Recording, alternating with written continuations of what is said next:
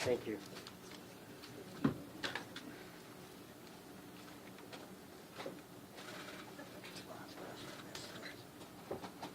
His granddaughter has a bat mitzvah this week. All right, you guys ready to get started? All right, thanks for coming, everybody. I'm Blake Ballin. I represent Desmond Mills. This is my law firm, Ballin, and Fishman, and have a co-counsel over, well, not co-counsel, but counsel for one of the other defendants.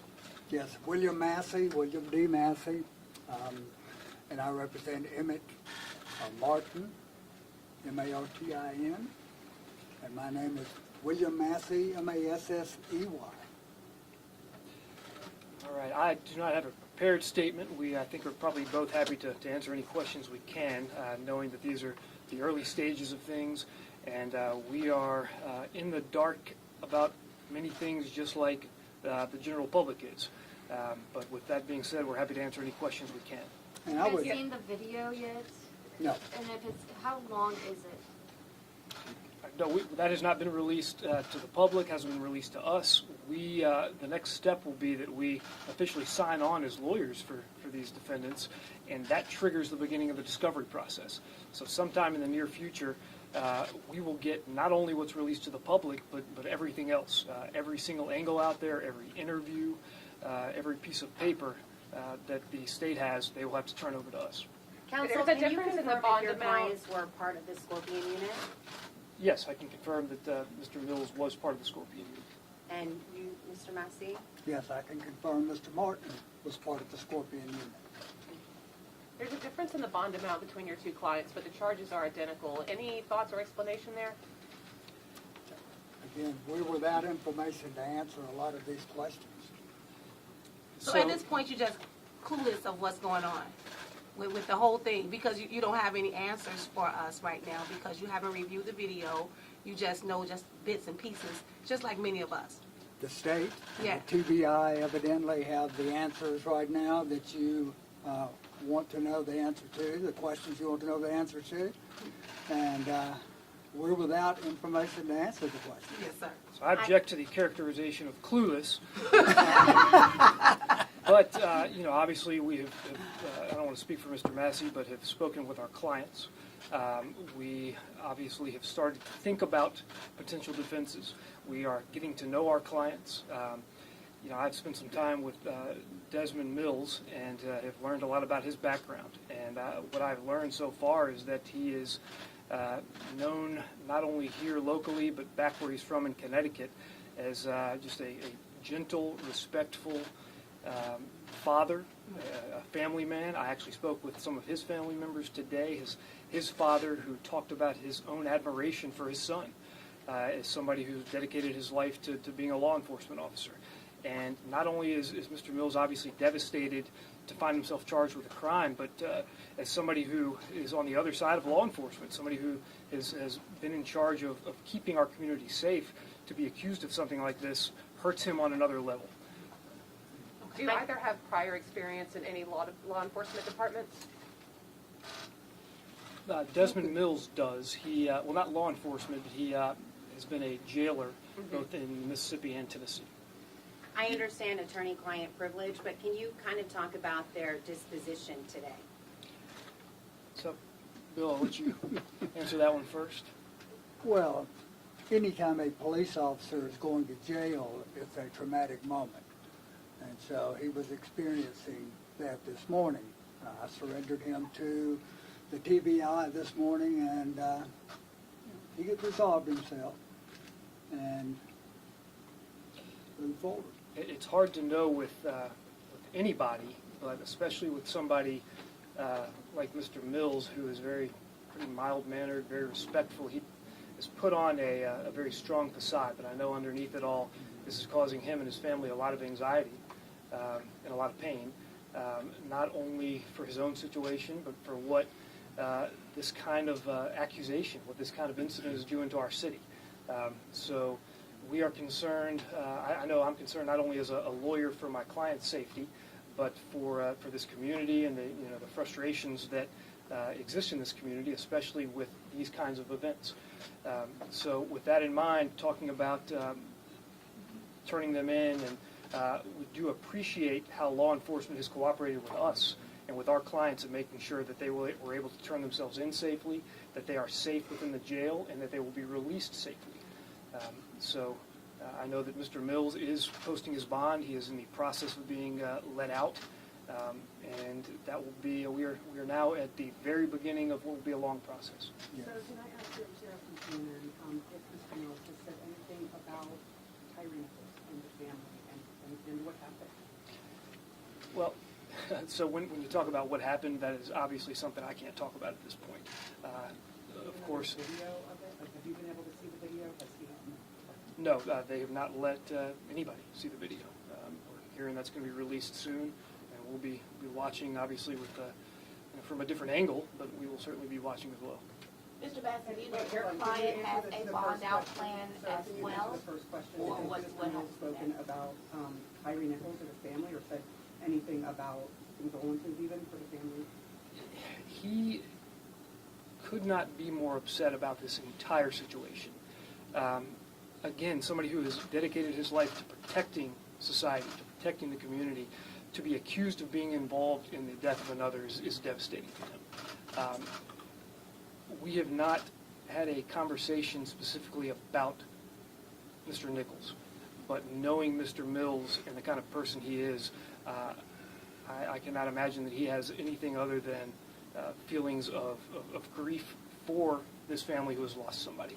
I understand we are defense lawyers. We are representing people accused of causing somebody else's death.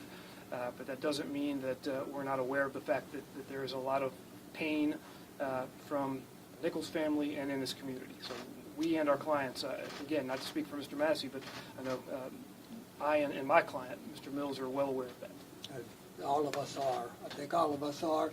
And, the state has had this matter indicted, and there are numerous allegations made against all of the officers. And I watched the conference today. I thought General Mulroy did a very nice job of presenting his side to the media. And he asked for justice. And we agree. Justice means following the law. And the law says that no one is guilty until a jury says they're guilty.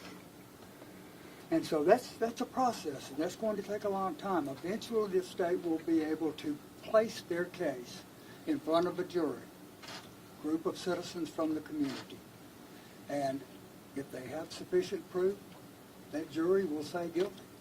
And if they do not have sufficient proof, that jury will say not guilty. At this point, we don't know what proof they have because we do not have discovery, and we've not seen the video.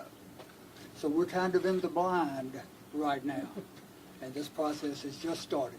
Mr. Martin, can you explain to us if your client is bonding out today as well? And have you had your initial conversation with your client? Certainly. I spent the week with him.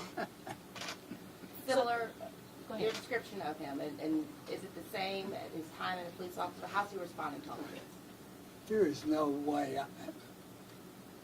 no one out there that night intended for Tyre Nichols to die. Tyre Nichols to die. No one. No one. And is he bonding And out it's today? shocking. That's shocking to the officers. It's shocking. I would just imagine police officers have a very difficult and dangerous job, and sometimes a thankless job. And it's probably one of their worst fears that something like this would happen on their watch. Gentlemen, It's shocking. I'm sorry to interrupt. Gentlemen, both of you are experienced lawyers here. This city hasn't seen anything like this with 5 officers being charged at one time. What would you say about the meaning of it in a historical context, this case, what it means to the city of Memphis, and, any observations as to, now Memphis is going to be a spotlight in terms of police reform or brutality, anything you can say about that? I think the public will get to see how the justice system works in Memphis and Shelby County. And I would say that sometimes you can find a silver lining in any tragic situation, and you ask about police reform and whether these individual officers committed a crime or did anything wrong is certainly something that will be talked about and looked into for the next few months, if not longer. But talking about the idea of police reform, anytime you have a catalyst to make your community better, even if it comes out of a tragedy, that's all you can hope for, right? That as a result of a tragic death, whether it's a criminal death or not, loss of life is a tragedy, and if this brings about change that helps move our community in the right direction, maybe that can be a silver lining to what ultimately has obviously started as not only a tragedy for Mr. Nichols and his family, but also for a very trying experience for my client, Mr. Mills. What's Mr. Mills' bond? It is $250,000. Mr. Martin? $350,000. Emmett with one T or two? There's confusion there. Emmett, one T or two? Two. Thank you. Gentlemen, can you tell us if your clients plan on pleading not guilty? Absolutely. Yes, absolutely. Attorneys Fallon and Massey, you all have a history of taking on high-profile cases in this city and historically getting people pretty solid deals. When they sign on to you, why did you choose to take on these clients for this case? We're both defense lawyers, and I think we both believe very strongly in what we do. Everybody deserves a defense. Mr. Mills is a man. My client, Emmett Martin, is a man as well, and they deserve a defense, and that's why we're here. Now, they really didn't specify, who were the 3 officers that intervened and the one that actually committed the crime. Were your clients one of the ones that intervened? We haven't seen the video yet. We don't have the discovery yet. Okay. How will the video impact your process moving forward and how you defend these men?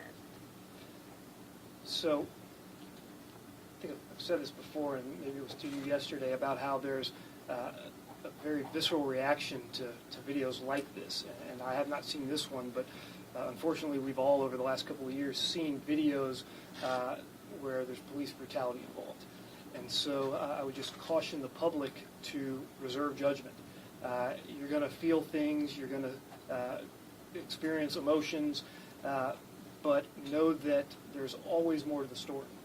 And although there's been a promise to release a video, I don't know how many angles, I don't know from whose perspective this video will show the incident, but there is always more to the story. And we are always, as defense lawyers, up against the fact that the state goes first.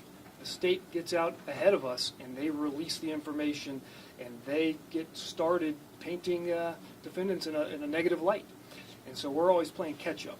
So I would just remind each and every person out there watching, listening, to view this with an understanding that there is more to the story, that we will do our own investigation, that we will gather information from the state that's not available to the public, and when it's time to defend our clients, our side of things will come out. City officials are bracing for unrest. Are your clients concerned for their safety? I've not discussed that with my client.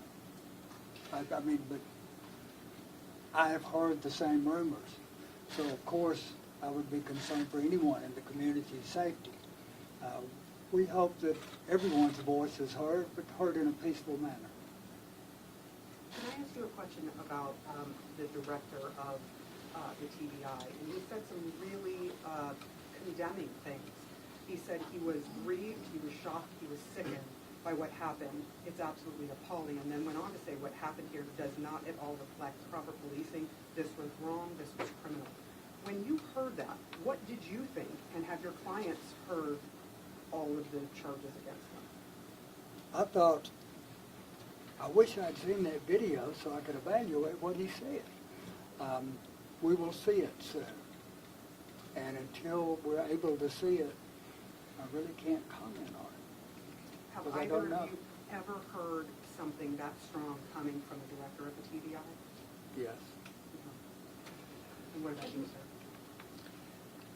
What did you think? What I thought when I heard that was that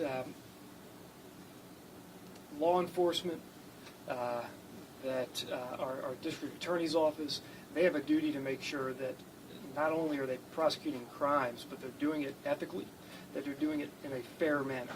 And to make those kinds of comments, or before making comments like that, I think people need to think long and hard about what that adds to the story, about how it affects the community in which a case could be tried, and whether he is saying those things for a good purpose, for a reason that is proper.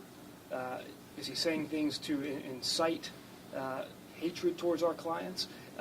There needs to be some thought about the way things are characterized when you're talking about a jury pool out there who's going to see and hear those comments. So hopefully going forward, the kind of information and the kind of characterization of things will keep in mind the idea that we all, both on the defense side and the prosecution side, want this process to play out in a fair way. Do you think he's trying to incite hatred against your client? To say things like that when you have a tinderbox that we're all concerned about, I have questions about whether those were the right words to use, whether this was the right timing, and whether the government should be saying those things about people who are innocent until proven guilty when you know that's going to be broadcast to potential jurors. This incident occurred in Memphis, Shelby County, and it should be tried here in Memphis, Shelby County. It makes it more difficult when statements of the nature that Blake just discussed are made to our jury pool. Will you ask for a change of venue then? Will you ask for a change of venue potentially? I do not want to. I do not want to.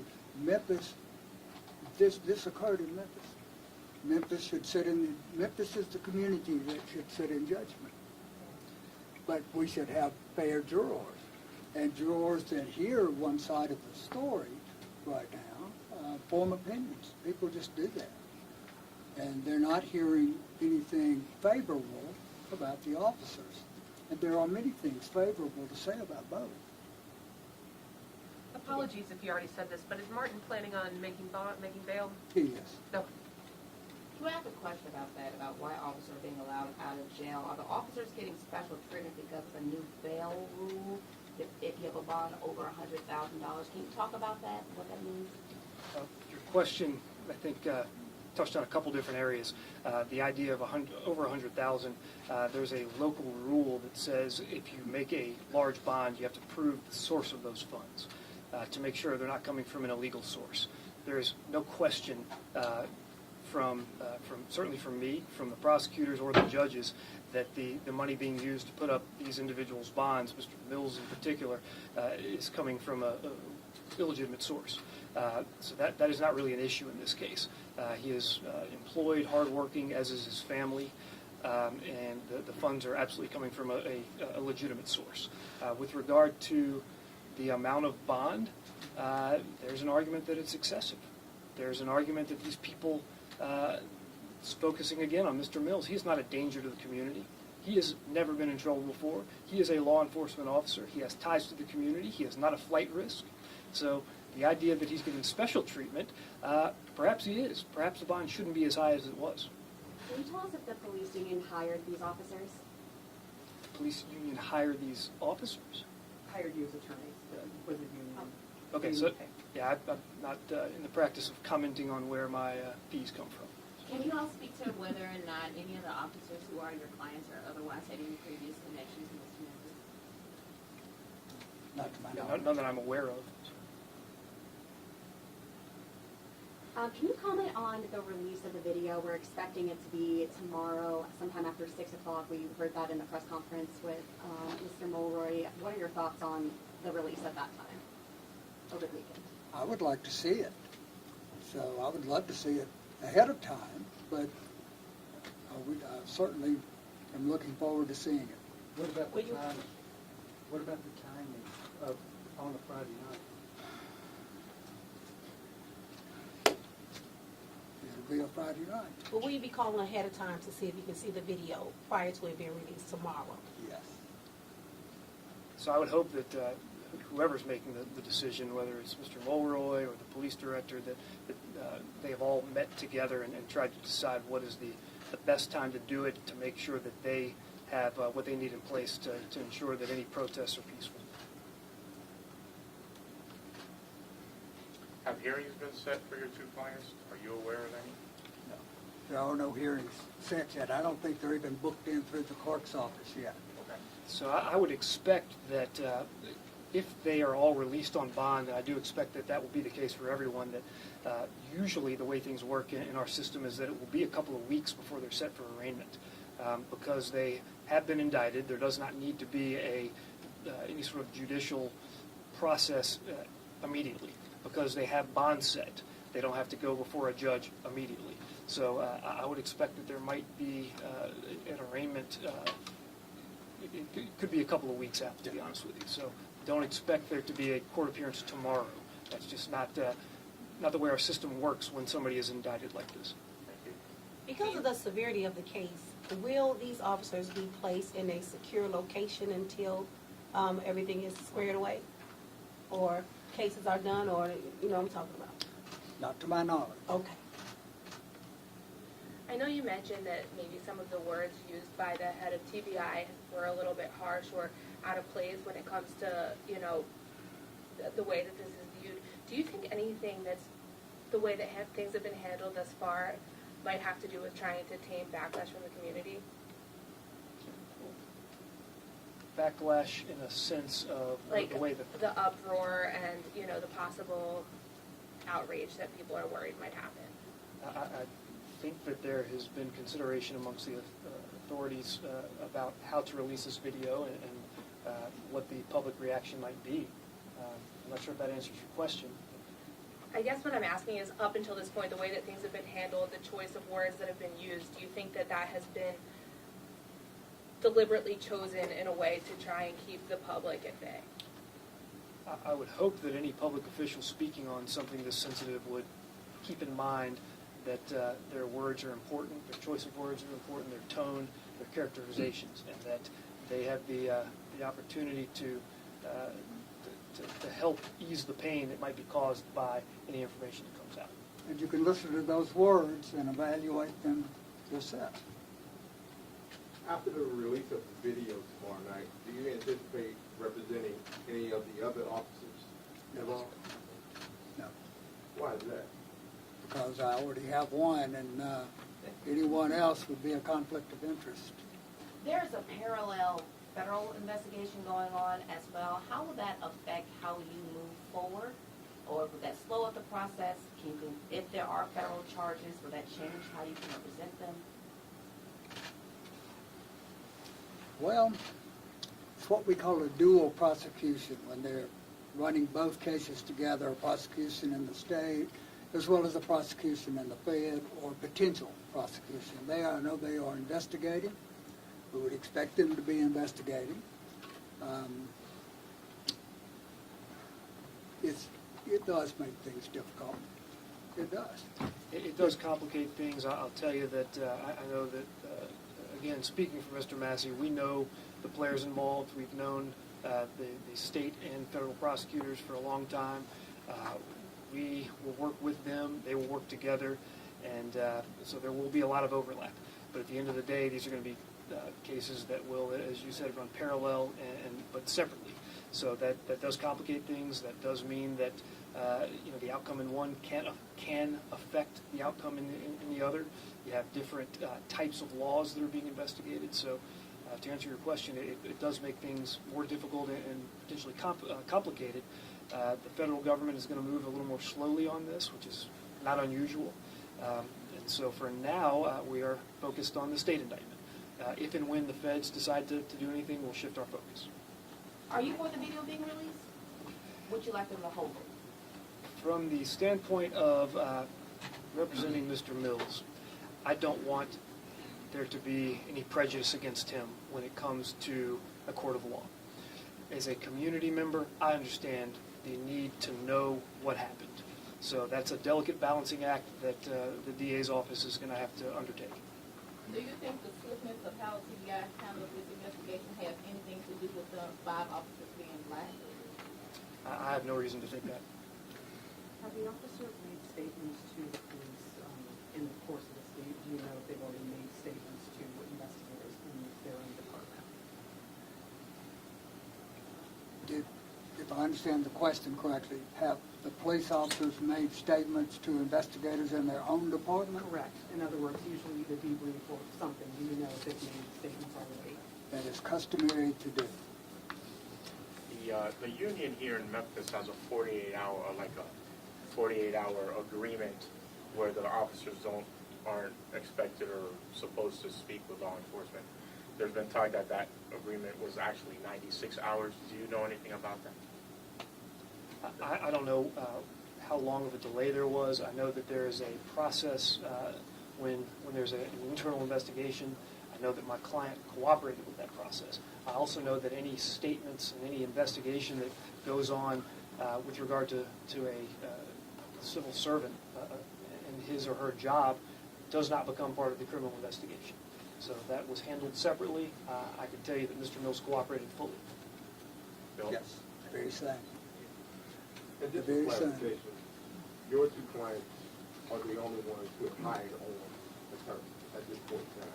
Like, no, I don't know. Our two clients are the only ones That have hired lawyers. No, I don't think that's correct. No, that's not correct. I think Okay. everyone has a lawyer. Okay. Do we know who's representing the others? Yes. Can you tell us? I can look off my list when we finish it. So I've heard names. I don't want to be the person to confirm or deny anybody representing someone else. I know Mr. Massey and my firm, excuse me, we work together a lot. We're in constant communication, so he knew I was involved. I knew he was involved. Beyond that, we can't say. Excuse me, but I do know all the officers have legal counsel. One of the things that both of our offices have are legal teams. It's a big job for just one person, and I have two of mine over here today. Lauren, are you there? Joe? She's back here. Come on up.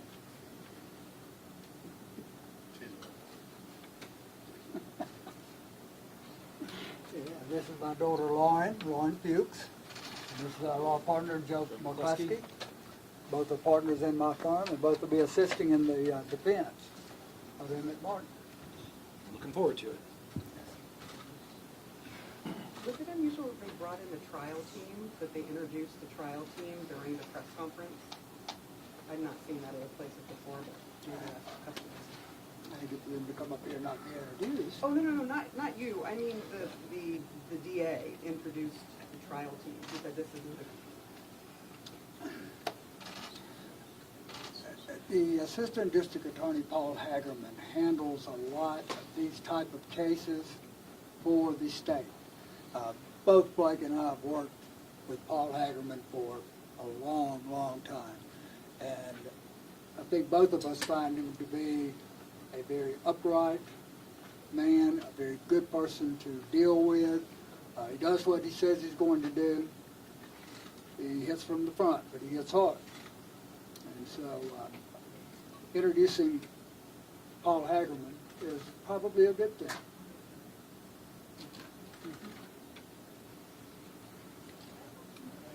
I don't want to speak for you, but I think your experiences with Paul Hagerman are probably the same. Absolutely. We do have a new DA, Mr. Mulroy, so as far as what's customary and new, we're learning as you are, but we do know all of the prosecutors involved very well. Have nothing but good things to say about them, and we, as usual, we'll all work together to make sure there's a fair and just outcome. All right. Thank you all for coming, and as things develop, we'll try to make ourselves available. Thank you.